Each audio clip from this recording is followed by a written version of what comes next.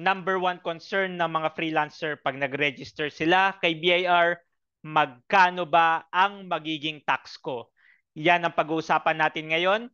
Freelancer BIR tax compliance for the year 2024. Let's start. Freelancer BIR tax compliance overview. After BIR registration, meron na tayong BIR Certificate of Registration. Very important document dahil dito nakalagay kung ano yung kailangan natin i-comply or i-file kay BIR. Dito siya sa tax types, guys. For a freelancer, usually income tax return lang naman yan. Isang quarterly at isang annually. 8% income tax rate option. This is the recommended tax option for freelancers dahil ang isang freelancer usually mababa ang business expenses. Saktong-sakto ang 8% income tax rate para sa mga business na mababa ang business expenses. Kagaya ng freelancer. Number 2, simple tax compliance. Mas mabilis siya, mas madali siyang i-comply. Number 3, simple bookkeeping compliance. Dahil usually income lang ang kailangan nating i-monitor for tax purposes dahil walang effect ang expenses. And then number 4, exempted sa 3% percentage tax,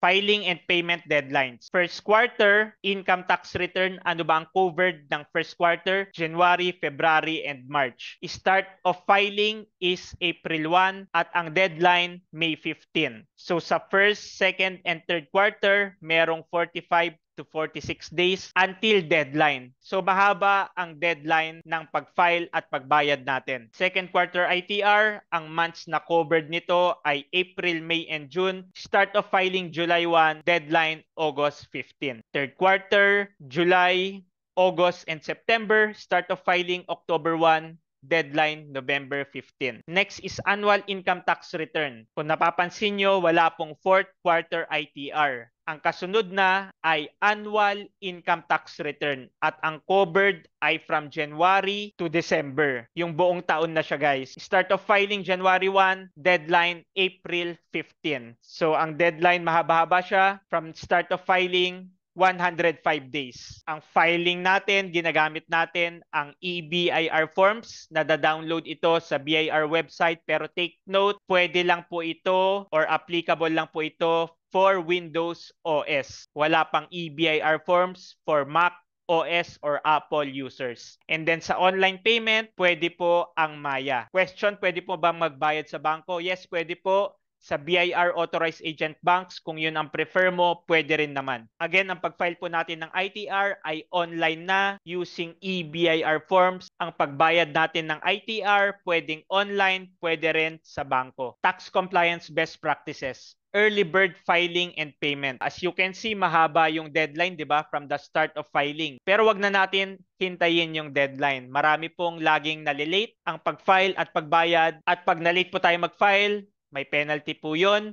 Pag na-late din tayo magbayad, may penalty din po yun. Backup always, Dropbox or Google Drive. Lahat ng BIR records natin, i-backup po natin online. Meron naman free si Dropbox or si Google Drive. Para masira man ang computer natin, safe po ang BIR records natin. Include the tax in your service pricing and budgeting. Para pagdating ng tax filing and tax payment, ready po ang ating budget. This is the example of quarterly ITR. 2 pages lang po siya. And then good news, si annual ITR, 2 pages lang din po siya. Pag ikaw ay naka 8% income tax rate option. Share ko lang, naabutan ko pa po noon, 12 pages ang ITR. Maganda na ngayon, pinadali na siya, 2 pages. Quarterly ITR, pati annual ITR for 8% income tax rate taxpayer or freelancer, 2 pages lang po. May ginawa po akong guide, The Ultimate DIY BIR Tax Compliance Guide for Freelancers. Get your copy sa website namin, thegaconsulting.com. Upper right, get your free ebook. Kompleto na po ito, freelancer BIR registration, pati freelancer BIR tax compliance. Yung ITR filing, nasa part 2 siya, first quarter ITR, Part 3, second quarter ITR, Part 4, third quarter ITR, at yung Part 5, annual ITR filing. Kung prefer mo naman ang video guide, good news, every quarter nagre-release po kami ng ITR video guide. Kagaya nito, yung second quarter ITR, and then ito, yung first quarter ITR video guide. Para updated ka, make sure na nakafollow ka sa social media channels namin or sa aming community, which I'm inviting you to join, Freelancers BIR Tax Compliance Support Group. This is exclusive lang po sa online freelancers. Magkano ba ang magiging tax ko? Ito ang usually na pinaka-concern or worry ng mga freelancer na nagpaplano mag-register kay BIR. Magkano ba ang magiging tax ko? I will share a different income scenario para maging reference mo sa pag-estimate ng magiging tax mo. Take note, all scenario are using the 8% income tax rate option. First scenario, si Trexie, isang virtual assistant, annual income is 240,000. Meron pong 250,000 na non-taxable income ang lahat ng freelancer or lahat ng individual taxpayer dito sa Philippines. So per year po yan, 250,000 per year is non-taxable. Kaya naman ang tax due ay zero, taxable income negative 10,000 siya. Again, sa lahat ng freelancer na hindi lumalagpas ang annual income ng 250,000, wala po kayong tax na babayaran, pero kailangan nyo pa rin po mag-file ng income tax return. Second scenario, si Erica isang virtual assistant, annual income 600,000 or ang kanyang monthly income is 50,000 pesos. Less 250,000, taxable income 350K times 8%, tax due is 28,000. Ganito po yung breakdown niya. First quarter, 0. Second quarter, 4,000. Third quarter at saka annual ITR, parehong 12,000. Total of 28,000 pesos per year. Ito, gamitin natin ang second scenario para ipakita ko kung paano siya kinocompute. 600,000 annual income at 50,000 ang kanyang monthly income. So ang kanyang first quarter income ay 150,000. Ganun din ang second quarter income, ang third quarter income, pati yung October, November, December niya, 150,000 din. Total of 600,000. Ang pag-compute po natin ng tax ay cumulative. So sa first quarter, ganito ang magiging filing. Income 150,000. Non-taxable yung 250,000 kaya wala pong taxable income. Negative 100,000, zero ang tax due. Pagdating naman ng second quarter, ang second quarter income niya ay 150,000